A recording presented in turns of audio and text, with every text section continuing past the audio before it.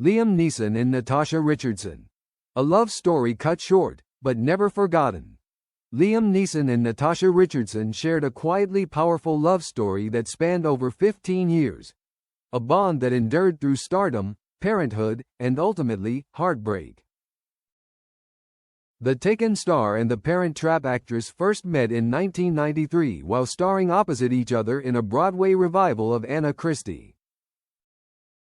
Their chemistry was unmistakable, on stage and off. By the following summer, they were married, and soon after, they became parents to 2 sons, Michael and Daniel. But in March 2009, tragedy struck. Richardson died at just 45 years old from a traumatic brain injury after a skiing accident, an unthinkable loss that Neeson still carries with quiet reverence. I speak to her every day. Even years later, Richardson remains a daily presence in Neeson's life. In a 2020 interview with Inquirer.net, he revealed a deeply personal ritual. I speak to her every day at her grave, which is about 1.5 miles down the road, he said. I go down there quite often, so I do speak to her as if she's here. Not that she answers me. In 2024, he reflected again, telling reporters that his family pulled together in the wake of Richardson's death. It was a horrible thing to happen, Neeson admitted, adding that he believes Natasha would be proud of their sons, now grown and following their own creative paths. The spark that started it all. January 14, 1993. Anna Christie opened at the Criterion Center in New York to critical acclaim.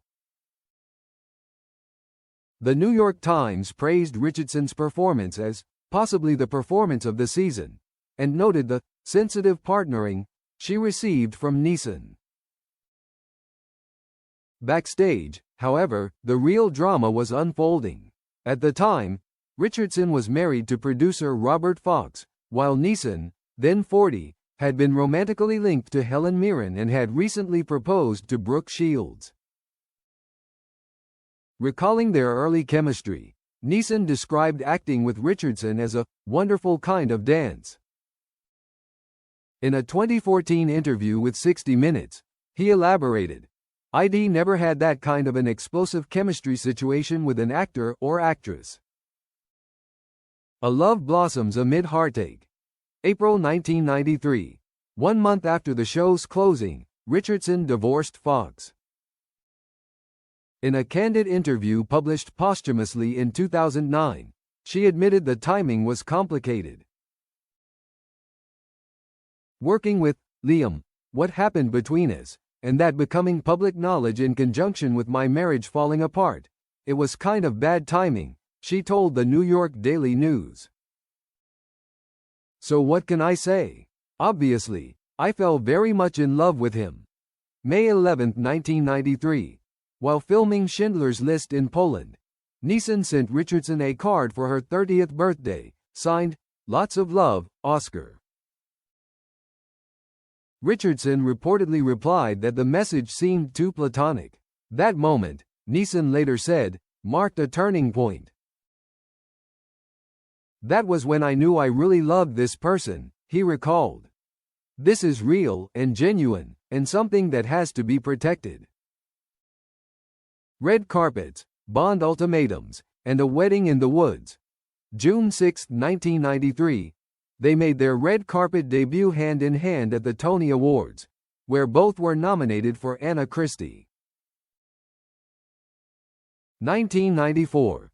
That same year, Richardson jokingly drew a line in the sand. Neeson revealed on The Late Late Show with James Corden that he was being considered for the role of James Bond, but his fiancée wasn't having it. "If you're offered James Bond and you're going to play it, you're not going to marry me," she told him. Neeson understood her concern. Women, foreign countries, Halle Berry, he joked. "It's no big deal. It's nice to be inquired after." July 3, 1994. The couple wed in an intimate ceremony at their farmhouse in Millbrook, New York. The bride, in Donna Karan, surprised Neeson by serenading him with Van Morrison's Crazy Love. Behind my back, Natasha had been taking singing lessons, he said. She sang it to me at the reception. I was like, wow, building a family and a life together. December 1994. The newlyweds co-starred in the drama Nell. Richardson, not wanting a long separation during filming, pursued the role specifically to stay close to Neeson. June 22, 1995. They welcomed their first son, Michael. Their second son, Daniel, arrived just 14 months later, on August 27, 1996.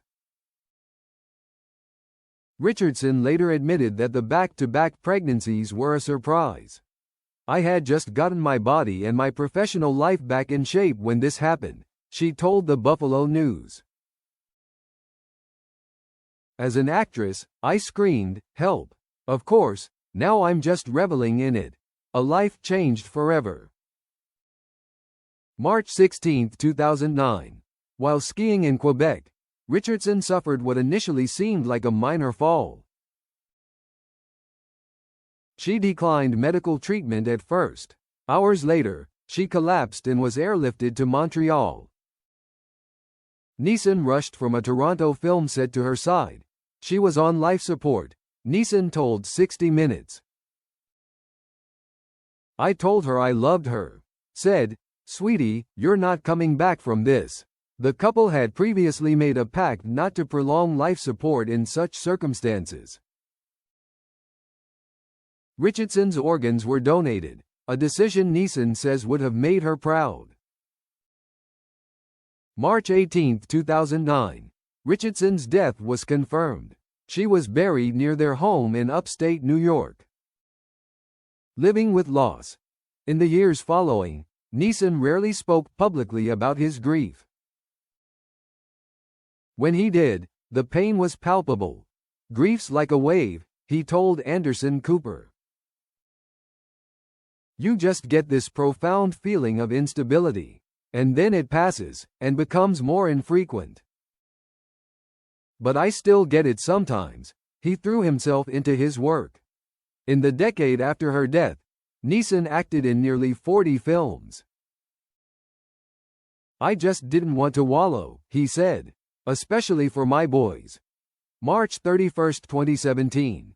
During a Love Actually reunion for Red Nose Day, Neeson reflected on the eerie parallels between his character, a widower, and his real life. It's 14 years ago now, he said. Some of us have died. Some have gotten divorced. I've lost my wife. Love Actually.